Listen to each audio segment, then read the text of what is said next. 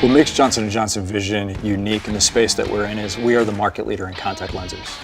So why did Johnson & Johnson Vision choose to put our headquarters here in Jacksonville? It's really simple. We have the ability to recruit amazing talent. Our manufacturing employees, about 80% of them are either active or retired veterans. We're able to get folks in with highly skilled capabilities. This has been a location that enables us to get the very best talent.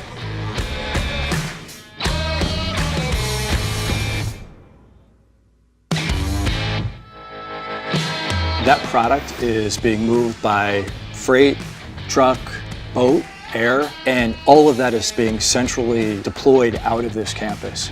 And we also have the ability to have end-to-end focus from our R&D to our manufacturing, our distribution. We are the market leader in contact lenses. That market leadership and headquarters is based here in Jacksonville.